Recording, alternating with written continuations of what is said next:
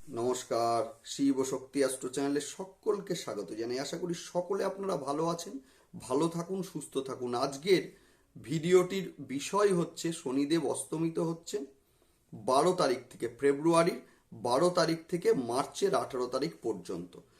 সুতরাং এই যে এই স্প্যানটাই কিন্তু প্রতিটা রাশি এবং লগ্নের মানুষের ওপরে কম বেশি এফেক্ট এটা কিন্তু আসবেই আসবে।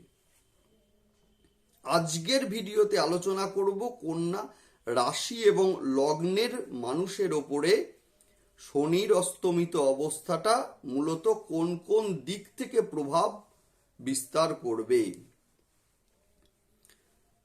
যাই হোক, শুরুতেই আমরা বলবো যে কন্যা রাশি এবং লগ্ন যেটা কালপুরুষের ষষ্ঠ ঘর, সুতরাং রোগের একটা প্রবণতা এটা কিন্তু এদের সহজাতভাবেই আসে।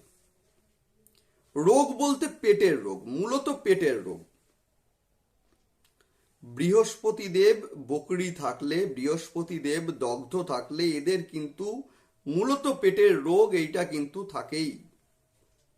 সেই সঙ্গে আমরা বলবো কন্যা রাশি এবং লগ্ন এটা হচ্ছে দ্বৈত, সেই সঙ্গে পৃথ্বী রাশি।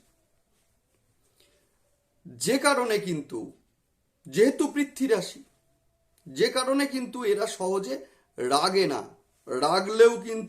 রাগলে কিন্তু ঠেকানো এদের মুশকিল। ভ্রমণ পিপাসু এরা কিন্তু ভীষণ রোম্যান্টিক প্রকৃতির হয়ে থাকে, মূলত গুছিয়ে কথা বলতে পারে। সেই কারণে বহু মানুষকে কিন্তু এরা মোটিভেট করতে পারে।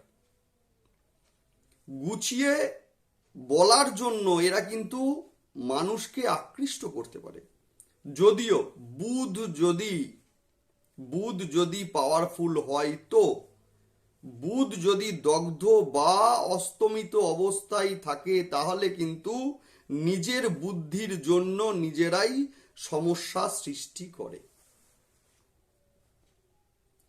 যাই হোক, আজকে আলোচনা মূল যে বিষয় সেটা হচ্ছে শনিদেবের অস্তমিত অবস্থা।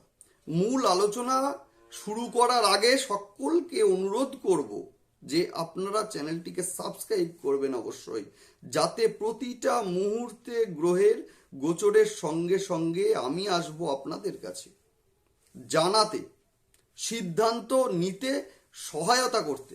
সুতরাং অবশ্যই আপনারা সঙ্গে থাকুন, সাবস্ক্রাইব করে নেবেন আপনারা চ্যানেলটি, যাতে ভিডিও সহজেই আপনাদের কাছে কিন্তু সহজে পৌঁছে যায়। যাই হোক, শনিদেবের অস্তমিত অবস্থা, এই যে বারবার যে কথাটা বলছি অস্তমিত, এই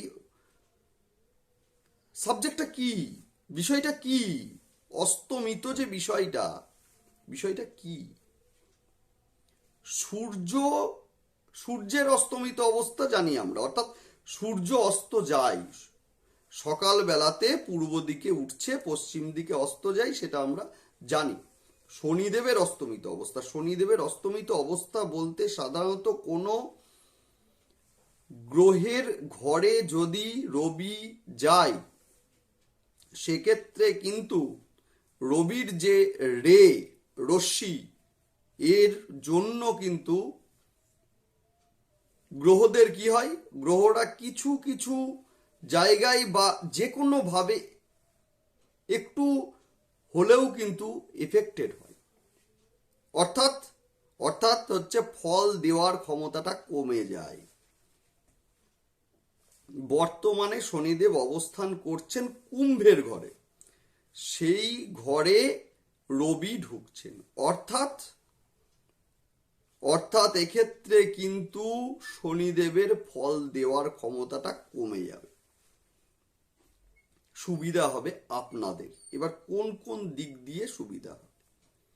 শনিদেব আপনাদের মূলত 5th হাউস এবং 6th হাউসের মালিক, অর্থাৎ মূলত পঞ্চম এবং ষষ্ঠ ঘরের মালিক, যেখানে রবির প্রবেশ ঘটছে। যার ফলে কি হবে না, যারা শত্রুতায় জর্জরিত রয়েছেন, গুপ্ত শত্রুর দ্বারা ভয়ের আশঙ্কা করছিলেন, সেই সমস্যা কিন্তু এবার 100% কাটবে। সেই সঙ্গে নিজেকে প্রকাশ করতে পারবেন। 2, বুধ এবং শুক্র, যে দুই গ্রহ হচ্ছে আপনাদের জন্য শুভ গ্রহ, আপনাদের জন্য শুভ গ্রহ, অর্থাৎ রাজযোগের ফল দেয়। সুতরাং শনিদেব অস্তমিত হচ্ছেন এবং এই সময়ে যে যে সমস্ত কাজগুলি আটকে যাচ্ছিল সেই কাজগুলো কিন্তু, অর্থাৎ যোগাযোগ অবশ্যই আপনারা করছিলেন, যোগাযোগ যে কোনো ভাবে হোক ভেস্তে যাচ্ছিল অথবা আটকে যাচ্ছিল, যে কোনো অজানা কারণে আপনারা ব্যর্থ হচ্ছিলেন, সেই জায়গাটা কিন্তু আপনাদের এবার 100% কাটবে। নাম্বার 3 হচ্ছে যে 4th হাউসের থেকে 5th হাউসে শুক্রদেবের গোচর হচ্ছে, অর্থাৎ আপনাদের 4th হাউস সেখান থেকে 5th হাউসে শুক্রদেবের গোচর হচ্ছে, যার ফল কিন্তু ভীষণ ভালোভাবে পড়বে। এই জন্যেই কি না, 4th হাউসের আয় ভাব হচ্ছে, অর্থাৎ সমৃদ্ধির যে ভাব সেটা হচ্ছে 5th হাউস, যার ফলে কিন্তু শিক্ষার ক্ষেত্রে বিশেষ করে মেডিকেল, সায়েন্স, সাহিত্যের যে সমস্ত স্টুডেন্টরা আছেন এদের কিন্তু ভীষণ ভীষণ সুফল মিলবে।